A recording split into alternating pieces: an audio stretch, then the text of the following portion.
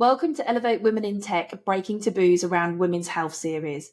My guest today is Sophie Crease, co-founder behind two amazing organisations, HeyFlow and Motherboard. Sophie is a seasoned speaker, thought leader, and is creating tangible change towards gender equity in the workplace. Sophie's influence spans businesses, third-party and government sectors, and in 2023, Sophie won the LEAD 50/50 Award for contribution to gender equality. She has recently joined the City of London Corporation Women Pivoting Task Force and is a subject matter expert, and her mission is to end the barriers that reproductive health has on women's careers. In this episode, Sophie will be sharing with us the mission behind HeyFlow and Motherboard, and we'll be discussing reproductive health, the responsibility leadership play in creating change to support women in the workplace, and how leadership are essential to closing the gender pay gap in tech. So Sophie, it's an absolute honour and great to have you with us today. I'm really looking forward to jumping into this episode. Oh, thanks so much, Kelly, and it's an honour for me to be on it. I think if you could give us or give our audience an overview of the purpose and mission behind HeyFlow and Motherboard, and what it is that these organisations do and why you co-founded them. Absolutely. So Motherboard is a not-for-profit business charter and community based in the UK. We work with our community, businesses, third-party organisations and the government to help shift the dial in creating a more gender-balanced tech industry. We are specifically tackling the 50% of women that leave tech by age 35, which has an impact not just on those women that leave, but on gender balance across all seniority levels in the tech industry. It leads to less senior women in the most technical roles, less senior women in management roles, and less women in the C-suite. And that all impacts the future generation coming in as well, because you can't be what you can't see. HeyFlow was born from Motherboard in many ways, and we are ending disadvantage for the female workforce. We work with UK-based organisations. They're often large enterprises that have to report on their gender pay gap. They might have to report on their leadership gender balance and the gender makeup of their board. And we help find the blockers through employee insights regarding reproductive health. And that's not just about lived experience, it's also about how equipped managers are to deal with reproductive health. And we also look at the impact on women's careers as a whole and how we can fix it through learning, which is often management and leadership learning. What an insightful overview. I think I saw a post recently around some of your insights that have come out. And yeah, it's quite alarming. That education piece is absolutely crucial. And I think it's for men, but also sometimes for women within the workplace as well, in terms of what's available. And I'm sure we might come on to some of that later in the episode. So let's talk about the taboo subjects surrounding women's reproductive health in the workplace, because that's what the episode's all about. So what are some of the key issues or challenges that women face in this regard? If we go straight into the taboo side of things, because that's quite a good grounding to discuss first. So the key issue is reproductive health topics are often taboo. No matter how much progress is made, unfortunately, these topics are still very awkward for a lot of people. For example, if we look at periods as a first kind of area to discuss, that's one of the most taboo topics, and that taboo is so ingrained in us and in our society, and men and women feel equally uncomfortable about the topic, and it goes far beyond the workplace. It's often not a topic that's discussed socially, so bringing it into the workplace feels even more awkward, but it does have an impact, and there's a lot of shame and stigma around periods, especially for those that have period-related challenges. And it's quite interesting when you read into where the root of this stigma came from. And it actually goes back all the way to a Roman philosopher, Pliny the Elder, who wrote about the extraordinary powers of menstruating women. And he thought that they could stop storms as well as kill crops. So that's where kind of the first sightings of this period's becoming this taboo topic and almost witch-like. And then if you look into menopause, another very taboo topic, which has been well supported by the media recently. For example, obviously Davina McCall brought awareness to menopause topic and brought it into the mainstream. but there is still so much taboo surrounding it. For example, if we look at HayFlow's aggregated data, we see spikes in discomfort at HayFlow when women are experiencing menopause themselves. So although the topic is more open in general, and people are becoming more aware of what symptoms are, for example, when someone is experiencing it themselves, that shame, comes back in, and that's when they're significantly less likely to discuss it with their managers. And then that's what leads to women kind of quietly and silently leaving their roles. And that's pretty depressing to think that they would rather leave because of their symptoms and how that's impacting their work than discuss it and try and find solutions. And so even though these topics are being discussed more, when you personally feel something and experience something, it significantly changes. Yeah, I couldn't agree with you more there. I think the menopause topic in particular is definitely more spoken about. I think periods less so. And I think that's maybe an area, because obviously it impacts such a younger generation as well. I think it's taboo within the school environment, how things are spoken about. But, I think the more that we can raise awareness and normalise conversations around these points, I think the better it's going to be for girls and women on their journeys. And I couldn't agree more with some of the stuff that you've said there. I think in terms of women, and from the research and the information that you've got through Motherboard and HayFlow, what do you see as some of those kind of specific challenges and impacts that reproductive health is having on women's careers, particularly within the tech industry? Yeah, so when we look at more male-dominated industries, reproductive health often becomes more tricky to navigate. And again, go back to kind of our HayFlow aggregated data, it shows that women are more likely to speak with the same sex about reproductive health. Yeah. So if you have lots of male leaders at the top and you are reporting into a male manager, you're less likely to bring it up. So the gender imbalance within tech not only affects innovation and all the other impacts, it's also affecting kind of women's very biology and what they're dealing with, and therefore it becomes less inclusive. But that also doesn't mean that reporting into just women fixes these things, as we've discussed already. And I've heard many stories about female leaders not being supportive of those with reproductive health challenges. And what I find really interesting, especially in the tech industry, and we'll go into kind of parenthood specifically, because this changes with parenthood. So because parenthood is not a gender specific experience, and having a parent as a manager of any gender, you're often going to be more supported if you're a returning to work mum, for example, or if you're going through fertility challenges, if you're speaking to somebody who's gone through fertility challenges themselves, again, irrelevant of their gender. There is often going to be a bridge between the genders, which is really positive. Where the tech industry has a specific problem is around the way that tech teams are run. So part-time working, flexible working in the tech industry is hard to come across as an ex-recruiter. I saw that firsthand. That's why Motherboard was set up. And the reality is, returning to work mums either need to just knuckle down and crack on with the full-time work week and the core hours. But that's hard. That's hard for first-time mums in particular. And I remember that after my first child and returning to work, having your first child, to me and to other people that I've spoken to in our community, that sadness of missing out on those early days is so much more profound with your first child. And that flexibility and real support is what's needed, but often it isn't given to women in the tech industry, as I mentioned, particularly in those more technical roles.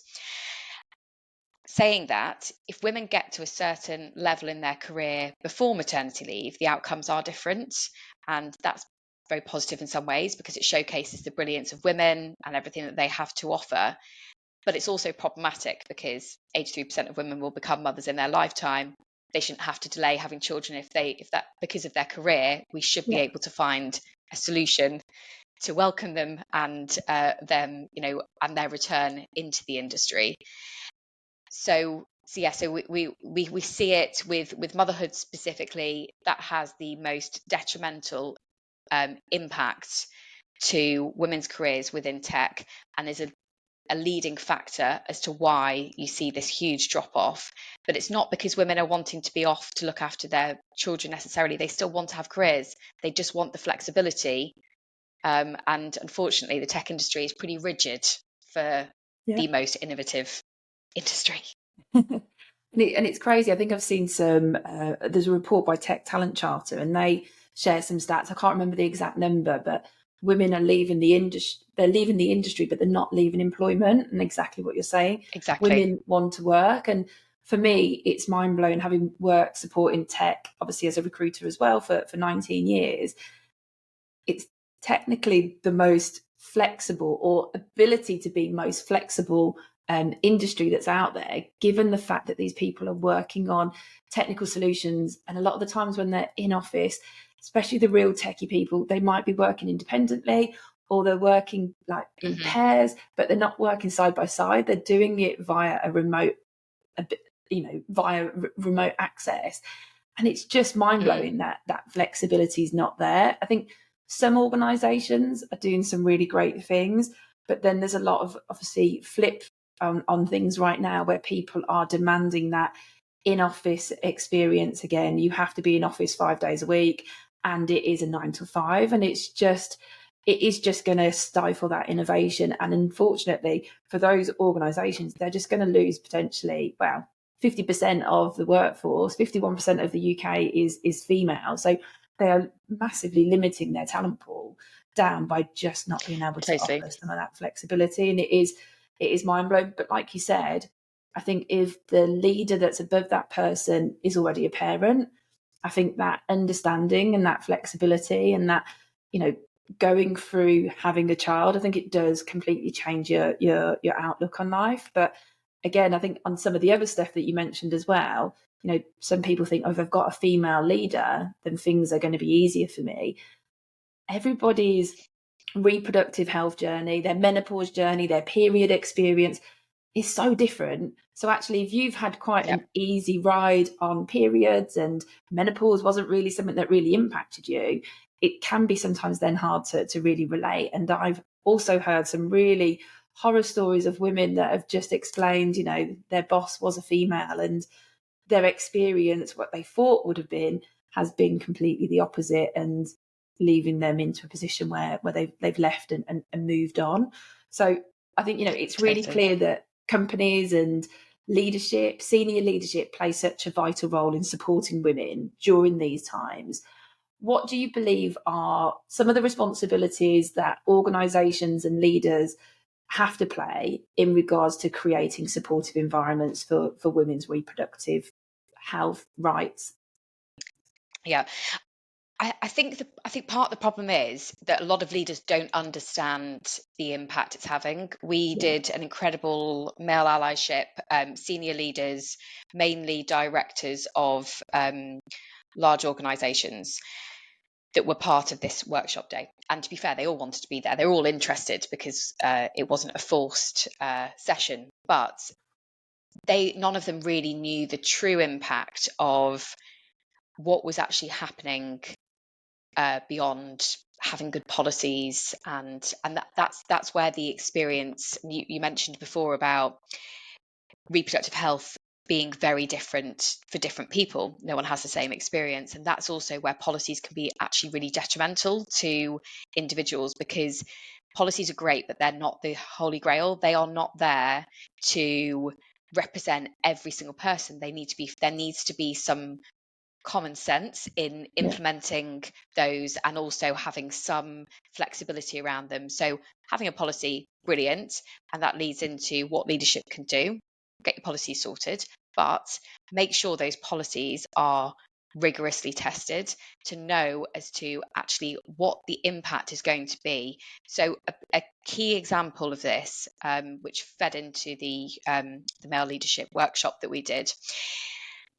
For example, you might have great return to work policy that offers flexible working and part-time working for mums. Brilliant, tick, tick. However, that that has such a significant impact on the way that women are progressed within their career. So if someone is working part-time or flexibly, it may look like, great, we're being inclusive, but is that going to get her promoted? Is she going to be able to work on the roles that are within the most innovative projects of that organisation? They may be overlooked to lead on that sexy project that will lead to pay rises and promotion because they have limited hours. They may be sidelined for promotion because there's an assumption that they're distracted. We get this loads. They're distracted by parenthood. We want to allow them to, be flexible with their time, and she can't give her all during this period. They can't network in the same ways because of pickups, drop-offs, less invites to events, less networking opportunities. That we know leads to greater career opportunities and mobility. She might want to work from home, which in the tech industry, I appreciate lots of people work from home. But with this return to work push, that is going to significantly impact women more than men, and it's going to significantly impact mothers more so than fathers, because there's more of an acceptance on mothers taking the primary caregiver role. I mean, that's a whole other podcast, I would say, and a whole topic to cover in itself. But being physically in the office leads to more exposure and more career opportunities. So when you start to look in and delve deep, it's like, it's great to have these things in place, but often leaders don't connect the dots between what they think and what is very positive. But actually, how do leaders make sure that those policies and that support that they are offering their employees actually still leads to the same outcomes as people that aren't, taking up that flexibility? So really important, because we know that women don't progress at the same rate as men after having children. So if you look at the ONS data, women have 60% less earnings after having their first child. And that's because of either having to take a complete career step back in their role. We all know women that have been high flying in their careers and then have taken even left an industry or taken a much more flexible role to support the family during that time, because the industry that they were in, wasn't supportive. And then that's it. They're gone. Yeah. And it's sad. And it's sad because there's so much more that they can give. And I think if companies can be more innovative in their thought process, like you said, around the policies, it's about applying common sense. But unfortunately, common sense isn't that common all the time, is it? And I think until you have a lived experience of seeing something work in principle, and it takes those innovative and those really forward-thinking managers to show that actually, X coming back from maternity leave should get the project. And yes, she is going to work 4 days a week, and 2 of those days are going to be from home, and prove the results that can come through. But there's so few of those opportunities that are shown and shared, that then we just don't get this throughput. And like you said, it does then just lead to women working on the boring projects or leaving the industry, which is really sad. And you'll have seen it as well as a recruiter, that the returning to work, if you have a gap in your CV, is so hard in the tech industry. And it's always cited that there's this huge skills gap. And actually, that personally, I that's not a fair enough reason, in my opinion. The skills were there before. The skills can be the bridge can be built very easily by putting somebody on a course. But the amount of women's experience that is devalued because they've taken some time out for whatever reason that may be, and that can be across the whole of their career. It's not just about parenthood. It's so hard to get back in. And that's where the tech industry has this very exclusive, members only feel to it, where once you're out, you're out. And it's the same in terms of career pivoting. You're welcome in when you're young and entry level, and you supposedly have all this extra energy than everyone else does. Well, once you hit 30, then you don't have the energy anymore, and then the next thing, once you hit 50, and it's rubbish. But yeah, it's so hard if you don't access it at certain points in your life, entry level, post university, or through graduate courses. Then it becomes way harder. So I think that's another area that needs to be tackled. Definitely. Only last week I was talking to a woman, very senior, same thing. She's late 40s, early 50s, I think she would have been. And it's interesting. She was talking about how she was finding it hard to get back into a role that she was really interested in. And she was in the prime, her kids had all got to a point where they weren't dependent on her.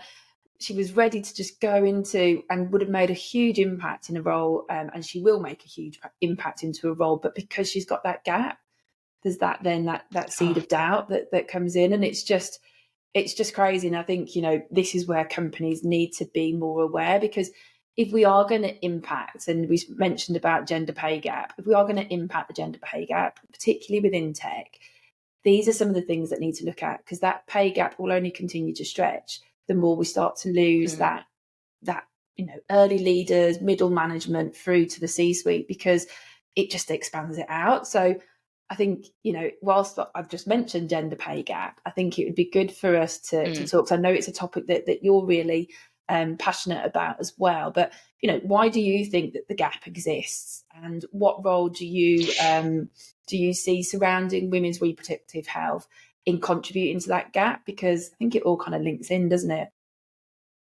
It does, and it's proven, which is excellent. So Claudia Goldin last year won the Nobel Economics Prize. She's the first ever woman to win that prize on her own for her research into how the gender pay gap is directly linked to reproductive health, predominantly motherhood. So if you look at the UK data, for example, the UK gender pay gap as a whole, you see that first spike happens around 35, which is directly linked to motherhood. Second spike is at perimenopausal age, and the third spike is at menopausal age. The problem with the gender pay gap is that most people don't understand how it's calculated. So they believe it's discrepancy of pay, which is illegal. What the gender pay gap actually represents is how many, because it's the median of men put together and the median of women, where does that pay sit in the company? And what it really represents is that women are in less senior roles, as they go up the ranks. So yeah, I think that first of all, that's part of it. Is a lot of people do not understand how it's calculated. They think it's and this also comes in, and whenever the equal pay date comes in the UK, which I think is in November, and that is problematic in my opinion, because it makes people think that women are paid less for the same jobs, which isn't the case. But going back to your question about how this all links and how it's contributing to the gap. So 85% of women have experienced at least 4 reproductive health conditions at some point in their life. So we know that this is a majority of women that will experience something that's going to impact their career. 10% of women leave work due to the menopause, but actually a huge amount have already left, as we've mentioned, because of becoming a mum. And there's so many stats and bits of data that you can find that links directly into why women drop off, why women don't get that promotion, they work in lower paid jobs, they leave the industry, whatever it may be. So how leaders can actually support and think about, well, what can we actually do? As much as it can feel very uncomfortable for many people around these topics, and leaders don't necessarily want to face it head on because they're worried it's going to open a can of worms, they don't know how to fix it, it doesn't change the reality that women already leave their careers because of reproductive health, or they don't get promoted, or they put their careers on hold. So it's happening. There's no way to avoid it. If you want to close your gender pay gap, you have to understand the impact that all these things, our very biology, is having on our careers. And these aren't small percentages. They are large percentages of women that have to leave because of some form of reproductive related challenge. So yeah, that's the way. That's the first step, is understanding the gender pay gap, and then understanding, right, actually, where are our bottlenecks and how can we fix it? And you've mentioned some really concerning, some big stats there, like you said. 85% of women experience 4 reproductive health issues. We're talking pretty much like every woman that's in the workplace when we look at that. So it is really concerning. And I think, education, conversation plays a key part of that. But if there's any companies listening in today, male leaders, female leaders, that are looking for maybe specific strategies or initiatives that they could look to try and implement or tackle their gender gap, or looking to support women in their careers during these major life events, like trying for a baby, having a baby, experiencing menopause, what would be some of your tips for those organisations around strategies and initiatives? Yeah. So first of all, look at the gender pay gap with a pinch of salt. For example, a gender pay gap of a company can be very easily skewed by having a few very senior women at the top, especially women in C-suites, and that can drag everything up. So always look across the pay quartiles and look at the gender balance across those areas. What you see in most companies, if you do a little search in their gender pay gap, which is on the government website, you'll often see the gaps in mid-management and senior management, and then the gap closes again at the top, and that's often because people are parachuting in women into those roles, and it does have a positive impact on their gender pay gap. So looking at it through a different lens, and making sure that the data that you've got shows a good representation across all areas, and also all areas within that business. So for example, if we're talking about tech, you might house some businesses will house project management, etc., within tech, but actually looking at, right, what does that mean for individual teams? What does that mean for the software engineers? What does that mean for the data teams? What does that mean for the project teams? What does that mean for HR? Because again, if you look at that data, it skews it if you don't tap into those kind of often less gender balanced teams. Yeah. Exactly. So drill down, especially in businesses where they're not a tech company, but they have tech teams. That often will mean that those tech teams are housed under the same area, and people will think, oh, they've got a great gender pay gap, they're a really good company to work for. But actually, when you scratch the surface, you see that those specific niches within those businesses are not gender balanced. So my first point would be get the data. And the reason why we at HeyFlow have such a high response in our data collection, we actually had a record the other week. It was working with an SME, but we had 100% response rate, which was incredible. And the reason why that is because we're a third party. Nothing can be tracked to the individual. Our analysis is unbiased and gets to the root cause. People feel very open to spill how they've been feeling, and that they know that there won't be repercussions. So there is also some really interesting information around, should you be collecting reproductive health data as an organisation if it can be tracked internally? And I agree with that's not a good solution. It does need to be entirely anonymous and third party. And then it's about finding, so for example, what we do is we find the gaps between what management think they're doing well in versus what the reality of those that are living it feel. And usually that gap is huge. So having data is undeniable proof that where those bottlenecks are and where the improvement needs to be.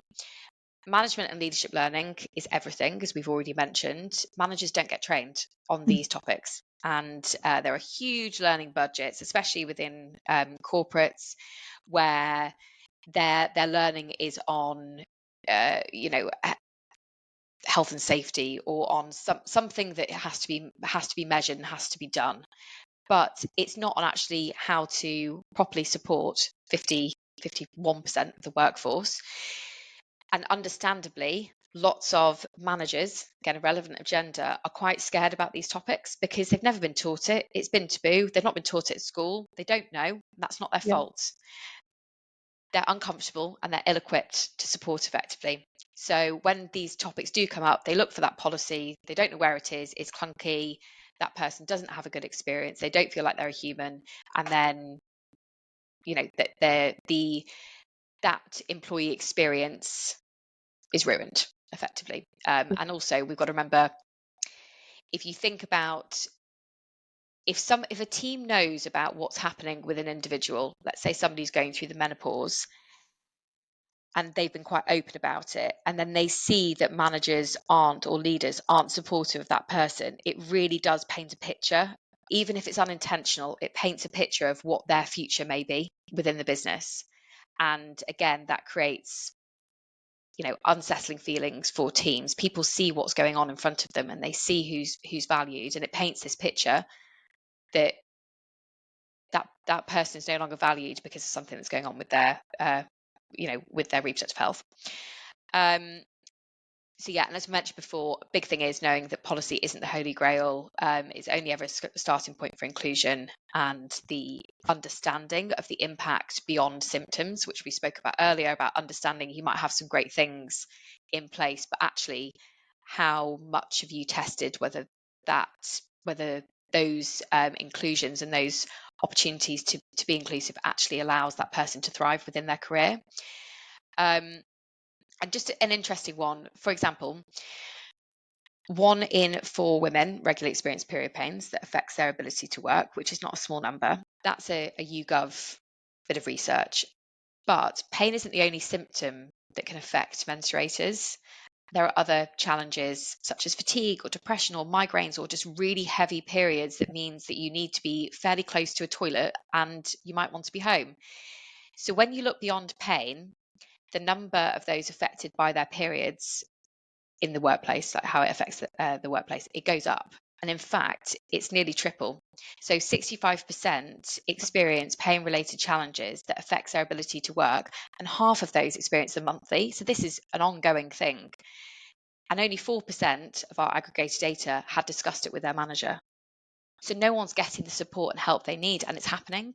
And they are suffering. They are going to work. They're getting on that tube, or however they get to work, and they are dealing with all those symptoms. And I personally get really severe migraines, they were way worse when I was pregnant, but they also link to hormone cycles. So when I'm on my period, I also get really severe migraines.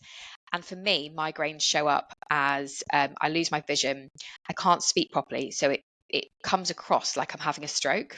And I've had an ambulance called when I was pregnant by the company that I worked for at the time, because they couldn't communicate with me because I literally can't speak. Now, that is a symptom that I can manage really easily if I'm at home, and if I feel it comes on, like I get a tingly feeling in my lips and in my hands, and I start to get like my vision goes funny.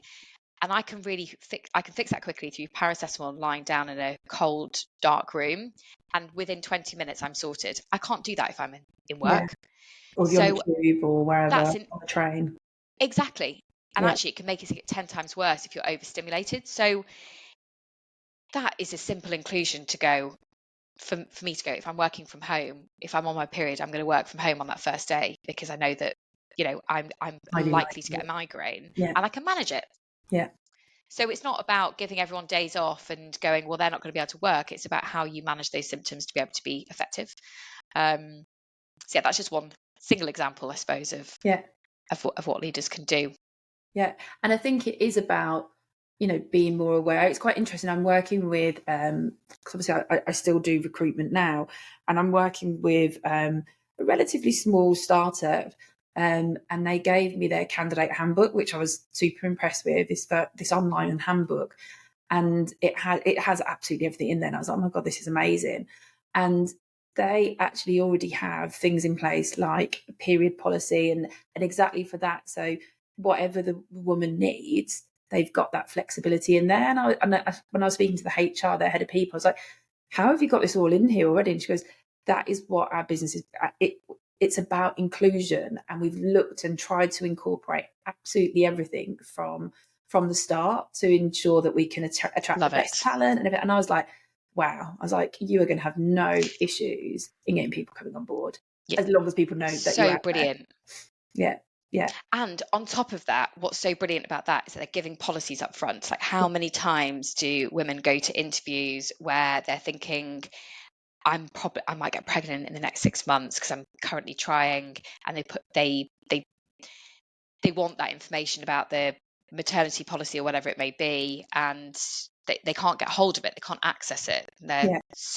Policies are so gatekept, which is another huge issue. And then when you think about how many women, there's also I read something really interesting about the fertility gap, about women that are wanting to get pregnant or are trying to get pregnant or are going through fertility, that often they put everything on hold because they are so concerned about the impact that will have on their employer.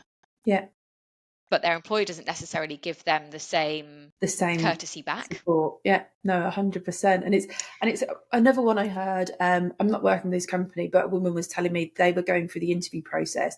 She's of menopause age. She's going through she's perimenopause or going through things now. And one of the things for her is memory loss.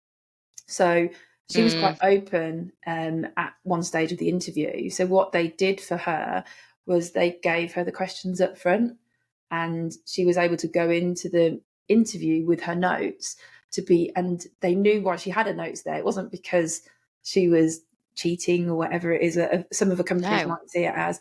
She was going in because that was her coping mechanism to be able to get over the brain fog and everything else. So, there's some great organisations out there, and I just think the more we can share these stories and these resources or initiatives, I think the more that companies then just need to open up their mind process to think, I want to build the best products, I want to build the best services, we want to be the top within our field.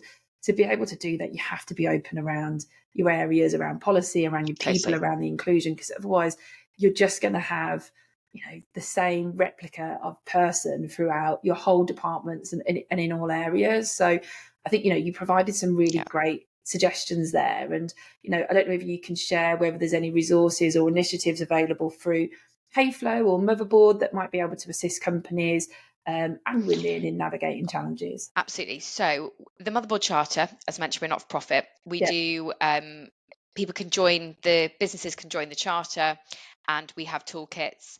It is such a minimal price per year. That's how we run the charter and keep going. So first of all, joining the charter, I'd say, is a great first step. We have everything from tiny startups, and Kelly, you mentioned before about the startup that had this great pack, and I think that's it's so brilliant. That's the future of work right there, is that there is a level playing field and people can see these policies when they start. For example, on our charter, we have a startup where there's no first hires, they're all kind of the co-founders. It's an all-male co-founding team, and they joined the charter because they wanted to get it right at the start. And I absolutely love that they're thinking instantly, right, how can we make sure this is really inclusive for women and be part of the solution? First thing, would love for people to join the charter. Second of all, we will be launching imminently policy structure, kind of policy guides as to how to implement these policies for free. They will be on our website, on the hayflow.co.uk website, and they are coming very soon, which will help businesses, especially SMEs, where they don't have the huge legal structures supporting them to be able to kind of work out how to implement these types of policies. But it's not just about the structure of a policy in writing, it's more about what inclusions can you offer that is beyond just days off or whatever, for everything that you can think of within reproductive health is the plan. So I'll be rolling out soon. And then we have loads of information on our website, on the Hayflow website and the Motherboard website, about what people can do, the business case. If somebody's really passionate about this, how do you take this to your management? What is the golden bullet bit of information that's going to help leaders get to grips with this and think, yes, we can do something around it. That's what I'd say. Lots of resources there then. And I think, one of the things that I will do in the show notes for the episode, and obviously on the post that we put out about this, is connections to Motherboard, Hayflow, anything else that you think is worthwhile for organisations, we will pop on there so people can connect. And if there's anybody that's really enjoyed the talk today and wanted to connect with you further, Sophie, what would be the best way for them to connect with you as well? I'm very active on LinkedIn, so please do connect and follow on there, and message me directly on there would be great. Yes, and then obviously there's email contacts on our websites. Perfect. Well, we'll put all those onto the details for the episode. We're right at the end of the podcast now, so firstly, thank you for the discussion. I think it's been really good. I think we've spoke about some of the topics that need to be spoken about. I think we could probably talk for hours about all of the different reproductive health challenges and days, because there are so many things. But I think one of the key things that I took from today, and one of the key things that I try to promote, is that education for your managers and open dialogue. Have the awkward conversations. And if you're a manager and you're a man and you're feeling a bit awkward about it, if you're married and you've got a wife at home, start there. Or you've got children, like teenage girls, try and have that conversation, open that dialogue, so it becomes a bit more normalised within your own personal environments before you take it into the work environments, is what I always say to some of the men that I speak to. But I mean, before we do wrap up though, from your perspective, any final bits of advice or messages that you'd like to share with companies, leaders, or women navigating these issues before we finish? Yes, I would say for women navigating these issues, seek solace in people in your network, people that you know, and don't suffer in silence on your own. There's always help out there. There's so many great organisations that can help. For leaders, don't sit on this. Gender equality is decades, if not centuries away. At now, and we'll see great improvements, but also this is happening. This is the future of work.